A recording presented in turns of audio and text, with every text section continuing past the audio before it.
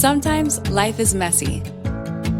Have you ever wished you could refocus your mind, home, relationships, and work life? Join us as we use research-based information to make practical changes and simplify life. This is Life Simplified.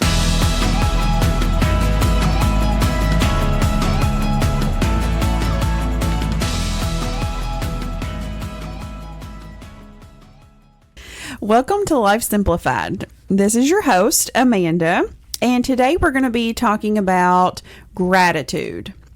So typically we kind of focus more on gratitude during the holiday season, but it is an important thing for us to think about, and we're going to talk about some tips hopefully to maybe incorporate gratitude into our lives every day. And so research does show that children who count their blessings gain multiple health benefits, and these include joy, actually school success, generosity, and they even sleep a little bit better. And then it also the article that we're going to be referring to also talked about how high school students actually score higher in school. They have more friends and are less likely to abuse drugs or have other behavioral problems at school. And then another benefit of talking about your family and children and giving thanks is that it can increase your just general family connection with everyone. And so the article that we are going to be looking at today is one from the University of Kentucky. It's a health bulletin, and so it was written by some of our specialists, and we will provide the link in our notes if you want to dive a little bit deeper into it. And it, like I mentioned before, it really focuses on kids, but today we're going to talk about just gratitude in general, ways that we can share and be thankful individually as adults or as kids, or if you have other people living in your house, that you all can just create these rituals to help cultivate gratitude into your everyday lives. So is there ways that you all ladies that here on our podcast today, is this something that you all do or have goals of, even if you don't do it every day? Because I feel like it's not something we think about as an everyday habit, but I know for me, like sometimes maybe once a week, I find myself thinking like, I'm so grateful for all these things. And it's not every day, which it should be every day, but hopefully after today I may change. And then I have a young son, so we do sit down at dinner and talk about, what the best part of our day is. And of course he's 2, so he just says like I went outside today. So it's small things, but I hope to gain some new insight from the article and maybe from you all as well on ways that as he grows, we can start to develop that. So for me, gratitude and the practice of being grateful is highly linked to spirituality for me. And so when I think of focusing in on gratitude and the things that I feel grateful for and I feel blessed by, it's very spiritual, and it's very interconnected with my prayer life. And so I would say that's when I really focus in and think on it. But outside of that, another thing that I've tried to really practice, particularly in the last few years, is if I am kind of in a low place, maybe with like a relationship with someone, I try to rethink about all of the great things about that person and what they bring to the table and what they have to offer and how they enhance my life. And I've found that it can very quickly kind of change my mind from being so frustrated, because I think when we get into those situations with other people where our personalities or our struggles are there, it can be really easy to just dig deep into the yuck, and we get stuck there so easily. But when you start kind of switching that mindset and thinking about all the lovely things about that person and that relationship and how it adds to your life, then it's easy to be like, okay, you know what, I've really been digging deep into something that maybe is not as bad as what I've allowed myself to think. So those are the 2 ways, really, just like prayer life, and then relationship wise, I try to really look at the gratitudes.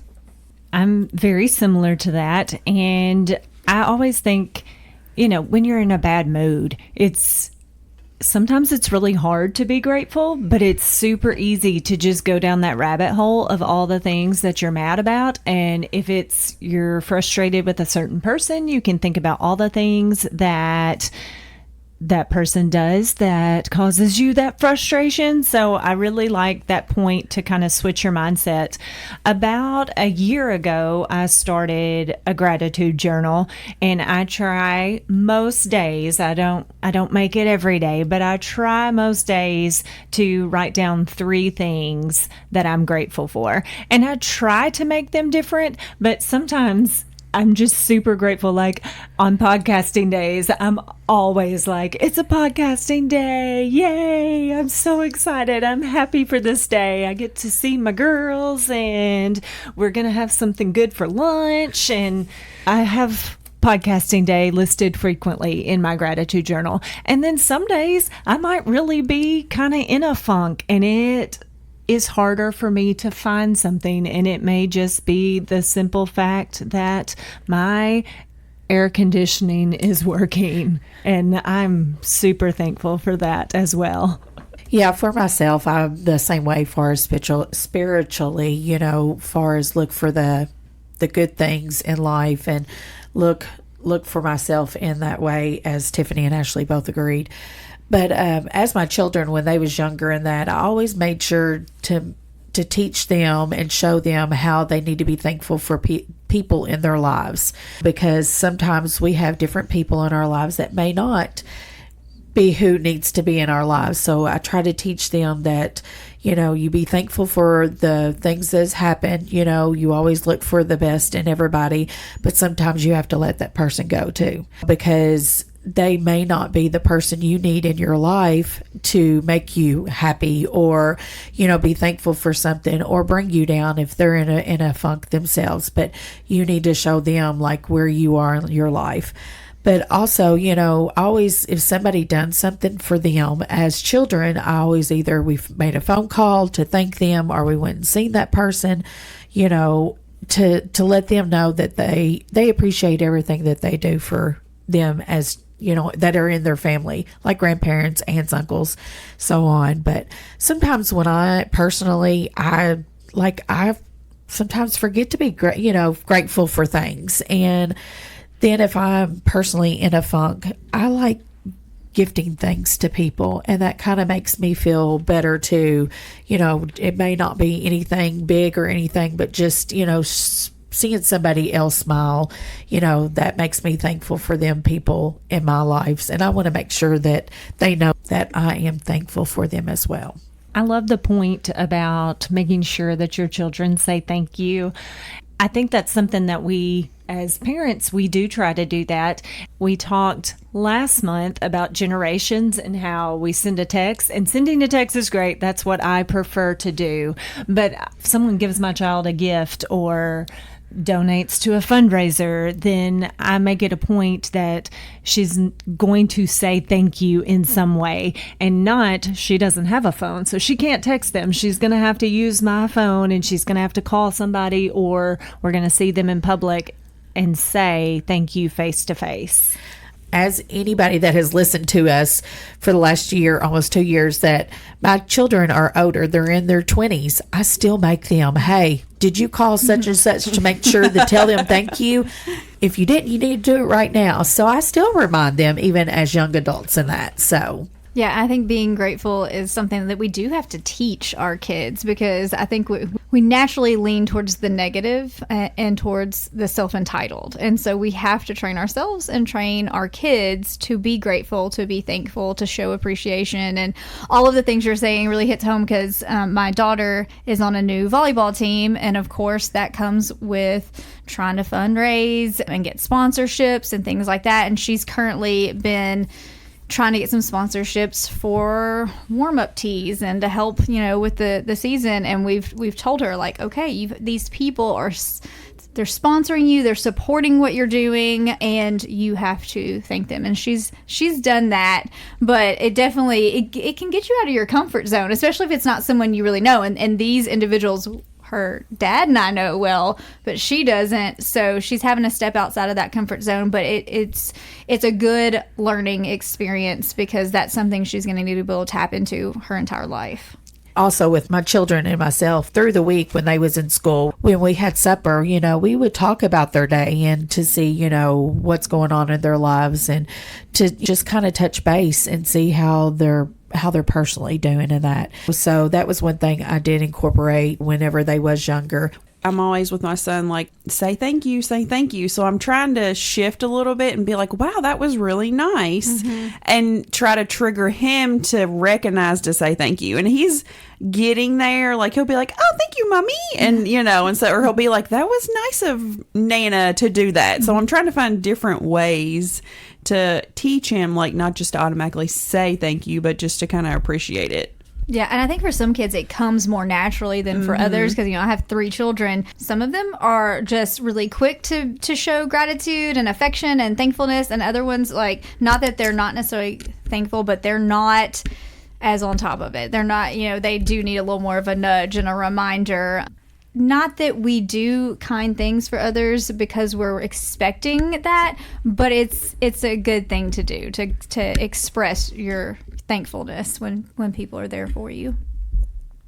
So kind of like we've talked about, gratitude is a skill that we have to learn and something that we foster within our family. So we probably picked up whatever traditions we do from our parents or from our family. So hopefully it's a new skill for you if you don't do it now, or one that maybe you can teach your kids. It's kind of like exercising or eating healthy. It's a habit, and so it takes practice, and it becomes easier over time and more natural over time, an instinct for you or your children.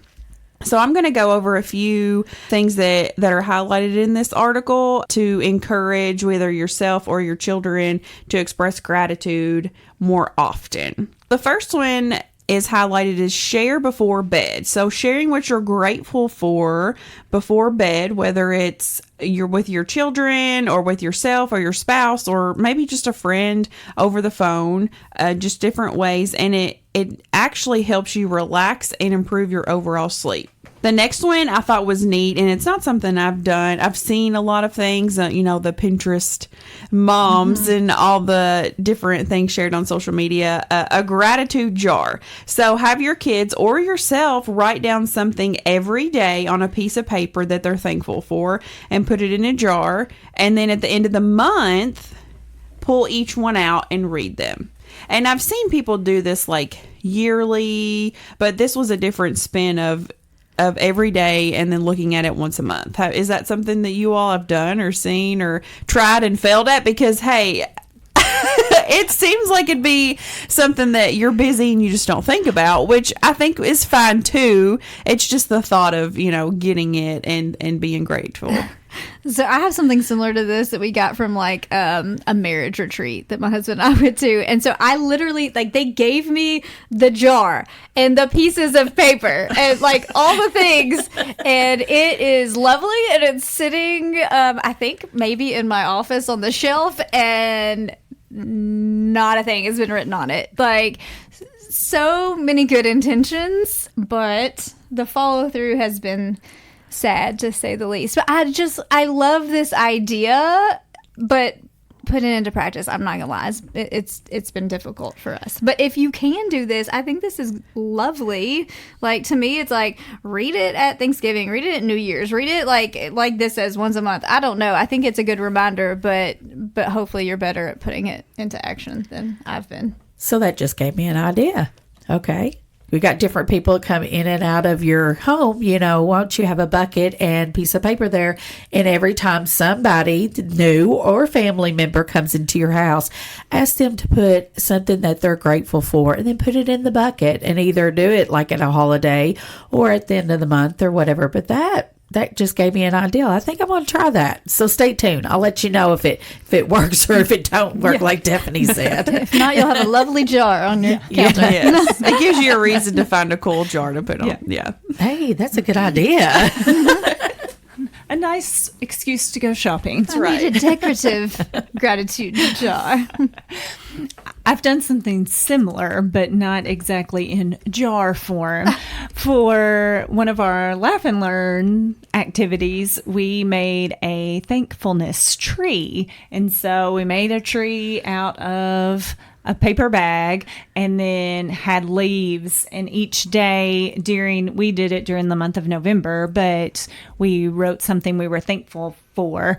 Well, we wrote something thankful at the activity, and then I took one home and we did that at home as well. So things to work on, great ideas, and different ways to do it, because like Joni was mentioning, she may put it by her door and anybody that comes in. So it's not necessarily your family. So maybe just a different way to adapt it into your life. The next one is take gratitude walks.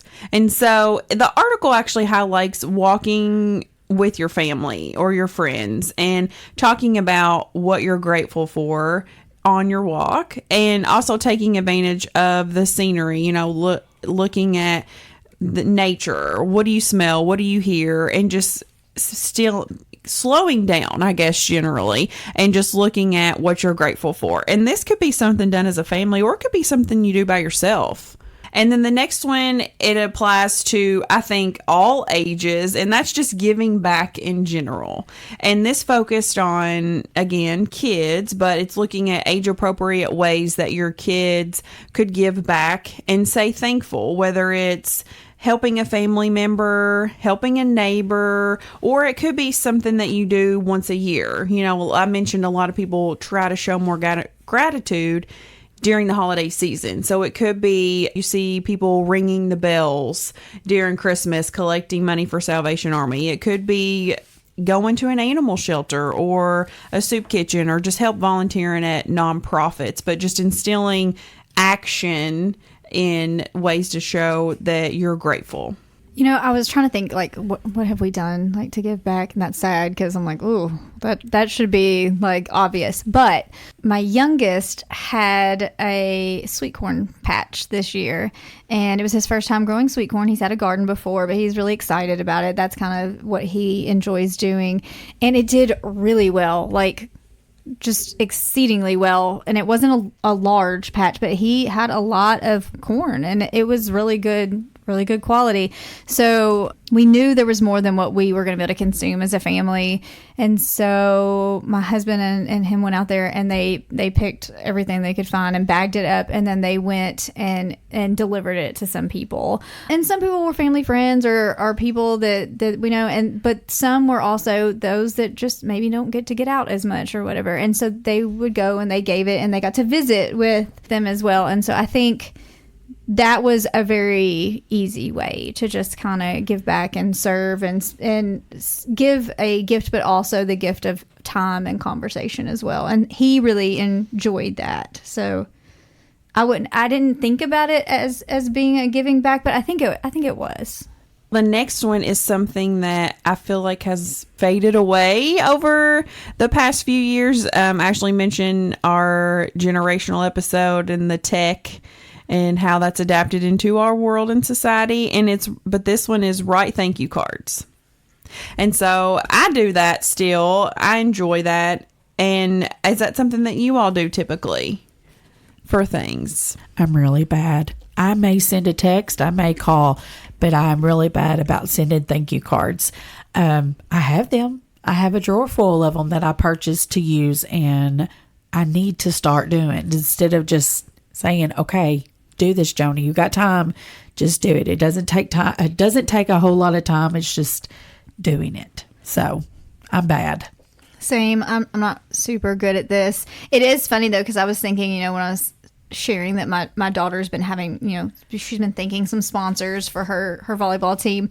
And my immediate response was like, okay, well, I'm going to have her write a thank you note or card and we'll mail it to them. But I didn't realize that my husband had already been like, no, you're going to call or text them. And so she had already communicated through phone her gratitude, which was fine. But it was funny that the two different responses that we had as her parents, I guess because they were donating their money and they, were going above and beyond. I was like, they need a card in the mail. And that was just what came to mind for me. But I'm just glad that she thanked them Now, I will say, as far as receiving thank you notes, my husband's grandmother this is what she does. And I think that's probably a generational thing, but she does this even when, like, we typically will host the family for like Thanksgiving or Easter dinners, and she will send me a thank you note in the mail after those events, just thank you for having me, and like, of course we would have you, it's a family event, and I don't think anything of it, but she sends it,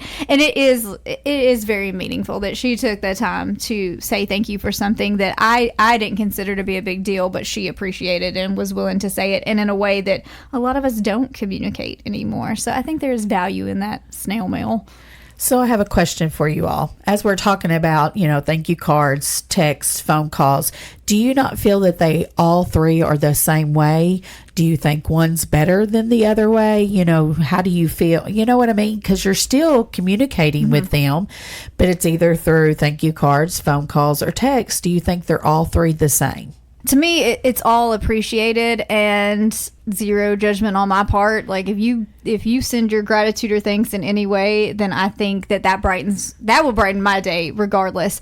I think maybe the getting it in the mail just is so uncommon now that it may be, you're like, oh wow, that took a little extra time and effort. But at the same time, like, if you shoot me a text and are like, hey, thank you for that thing, or thinking of you, or whatever, I feel just as loved and appreciated, I think. So I don't know if that even really answers the question. Yeah, I mean, I was just sitting here thinking, because there is that it's a communication skill, and do you feel that thank you cards are a little bit more personal, or a text, is that still the same as a thank you card?